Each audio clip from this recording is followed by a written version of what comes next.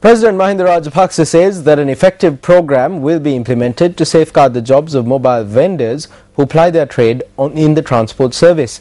A communique issued by the Presidential Media Unit says that the President made this observation during a meeting held with a group of vendors at Temple Trees yesterday. President Mahinda Rajapaksa presided at a program held yesterday at Temple Trees to ensure vocational stability for vendors who ply their trade in the transport service and develop their skills. The head of state said the responsibility of safeguarding the jobs of such vendors who were important stakeholders in the victories achieved by the country should be fulfilled. The president also commended the support rendered to the government by vendors during the conflict. The communique issued by the Presidential Media Unit notes that it is important not to be misled by rumours and to have a good understanding about the correct path the country is taking in hand with the development. Identity cards, uniforms and funds were presented to the vendors who participated at the meeting.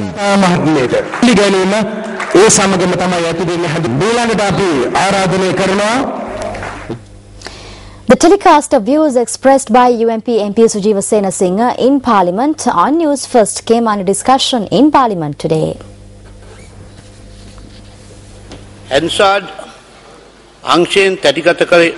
Section 7 and 15 recorded by the Hansard Division were submitted to the Engineering Division. On the same day at 8 in the night, on a request made by MP Sujeeva Senasinghe, the technician Munasinghe had issued the CD to MP Sujeeva Senasinghe. It has been revealed that MP Sujeeva Senasinghe had presented that CD at the main entrance at Sirasa at 8:30 the same night. Sujeeva Senasinghe මන්ත්‍රීතුමාට ලබා දී ඇති බව දැනුම් දී ඇත.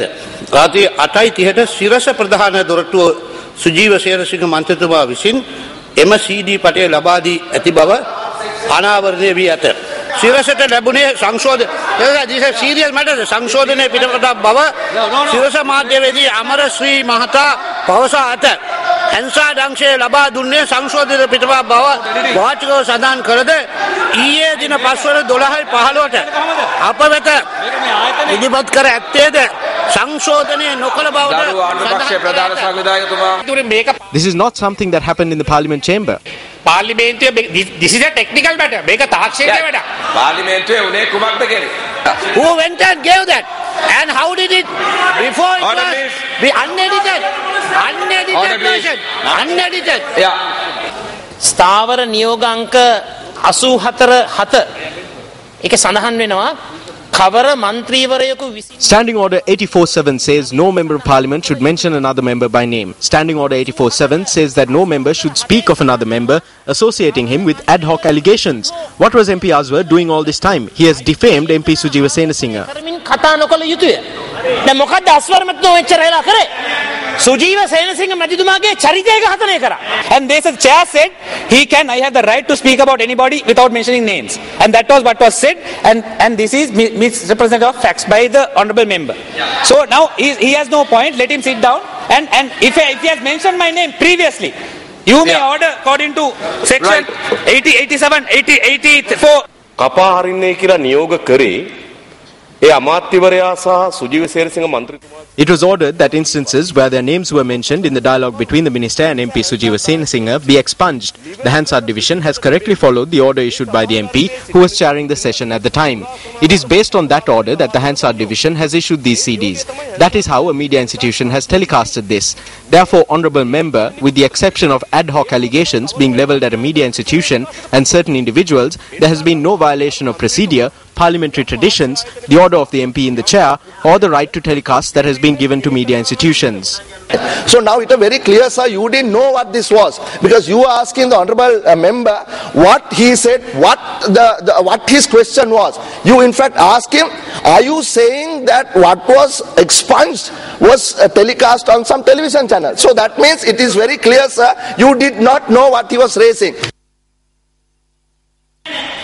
පෙරේදා දින ප්‍රකාශයට පත් කරන ලද ප්‍රවෘත්ති අංගය. The news item telecast the day before yesterday. It is necessary to call upon the relevant media institution and determine if something that was not contained in the official CD issued by Parliament was mentioned in the news item in question. I ask that the Chief Government Whip provide us with the correct date and time that the news item in question was telecast. Thereby I decide that it is suitable to gather the CD containing the news item hold an inquiry and subsequent to such inquiry, determine what steps should be taken and determine if some harm has been caused to Parliament or if there has been a violation of privileges. Is water a human right or a commodity? Tonight's special segment in view of World Water Day takes a look. Oil, you might think it is the most precious resource in the world, the reason that many nations have come to battle. However, for much of the developing world, including the Middle East, water is more precious.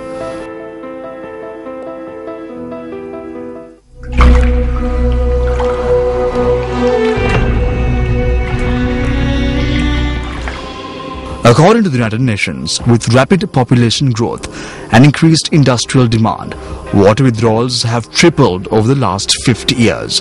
Of all the water on Earth, 97% is salt water and the remaining 3% is fresh, with less than 1% of the planet's drinkable water readily accessible for direct human use.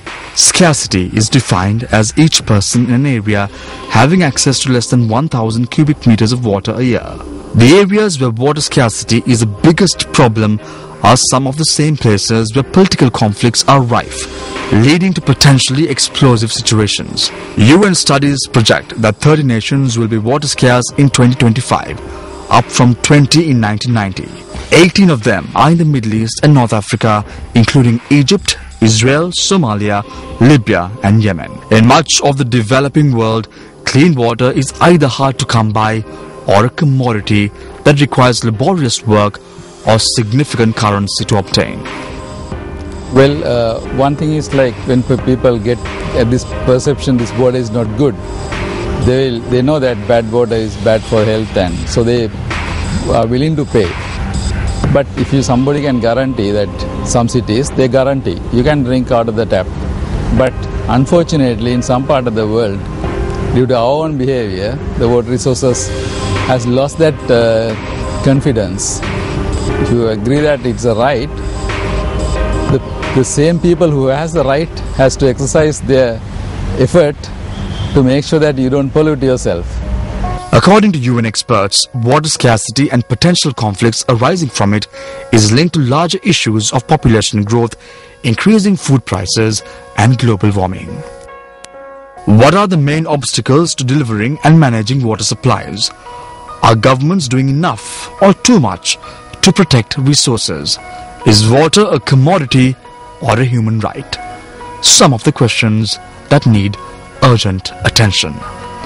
Shamir Rasuldeen reporting with Zulfiq Farzan for News First, Colombo.